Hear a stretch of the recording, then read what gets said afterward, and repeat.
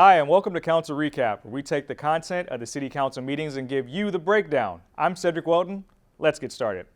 In this council meeting, we open with a legislative update from Honorable Senator Stephen Bradford, followed by a presentation from the Los Angeles County Office of Assessor, Honorable Jeff Prang. Then the CEO of the Sanctuary of Hope Youth Program, Janet Denise Kelly, presented what they do and how they have helped individuals experiencing homelessness. And lastly, the Southwest Carpenters Apprentice Program, given by staff members Corey Crockeram and Maria Coronado, gave a presentation on the work that they do. There were 4 resolutions this week. Resolution number 8440 was approved, proclaiming the month of October 2023 as Breast Cancer Awareness Month in Hawthorne. Resolution number 8441 was adopted and approved, supporting equal pay for women in conjunction with the Equal Pay Act of 1963. Resolution number 8442 was approved, approving the application for the U.S. Department of Housing and Urban Development Pathways to Removing Obstacles to Housing grant.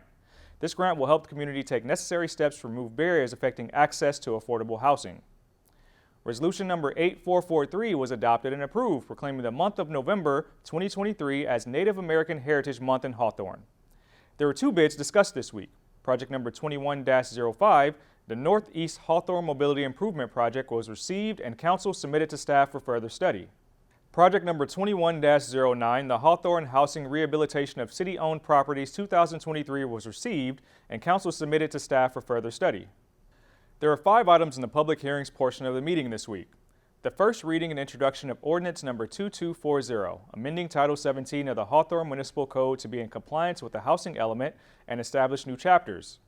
Next, the first reading and introduction of ordinance number 2241, amending the city zoning map to implement the new housing overlay and other policies of the 2021-2029 housing element. Next will be the first reading and introduction of ordinance number 2242. This ordinance introduces new chapter 17.100, multifamily and mixed-use objective design standards, to address objective design standards for multifamily and mixed-use developments. Next, the first reading and introduction of ordinance number 2243.